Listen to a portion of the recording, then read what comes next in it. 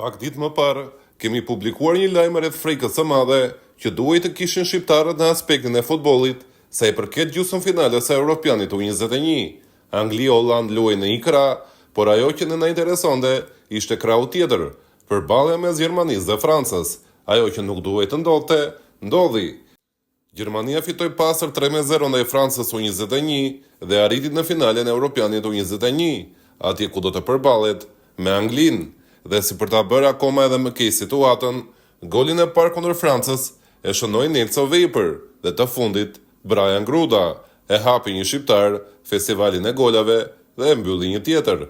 Para pak kohësh, të dy këta futbollistë kishin thënë se nëse nuk do t'i ftonte Gjermania A, më pas do t'i bashkoheshin Shqipërisë. Tani ajo që duhet të evitohet është fitimi i trofeut nga ana e Gjermanisë U21 në finalen me Anglinë. Kjo pasi nëse Gjermania U21 e fiton këtë turne, atëherë Nagelsmann, trajneri i Gjermanisë A, është detyruar që të marrë 2-3 element për ekipin e parë për ndeshjet e shtatorit, si një formë shpërblimi për punën e mirë të bërë nga ana e shpresave. Dhe për sa kohë, Nelson Vejper shënon rregullisht ndaj Anglisë, Italisë dhe Francës, është padyshim një prej atyre emrave në rrezik që mund të merret nga Nagelsmann, ashtu si edhe Brian Gruda, të paktën në teori, sepse në praktik duket se nuk do të ndodhë kështu. Në Gjermani ka kritika të mëdha për trajnerin Julian Nagelsmann. Trajneri i Gjermanisë A nuk ka shkuar për të parë nga afër as ndeshjet e Gjermanisë U21, pavarësisht se ky ekip ka mbërritur deri në finale. Gazetarët gjerman janë të habitur se si Nagelsmann, që nuk ka asnjë angazhim tjetër përveç punës si trajneri i Gjermanisë A, nuk sheh nga afër talentet e tij të moshës U21, që po korrin rezultate të tilla mbres lancën e Europianit të vegjëlve.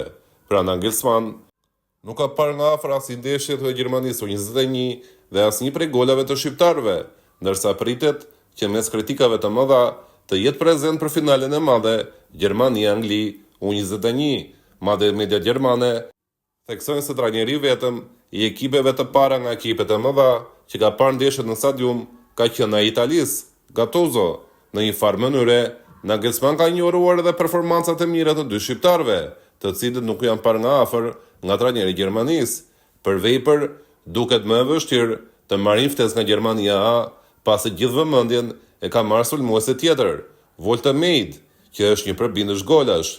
Një lajm i mirë ky për Shqipërinë, pasi edhe Vejper është i nuhatës i mirë i golave dhe në Europianin e U21-shit ka bërë një performancë shumë të mirë. Por Wolter Meid është shumë më larg se sa Vejperi në cilësi dhe quhet një klasë botëror, ndërsa Vejper ka ende për të rritur dhe Gjermania duket ende shumë larg për të. Ndeshja finale do të vendos shumë edhe për fatin e shqiptarëve, për Brian Grudën dhe Nelson Vejper, nëse do të vinte Shqipëria apo Nagelsmann do t'i marrë qoftë edhe për t'i djegur për disa minuta te Gjermania A.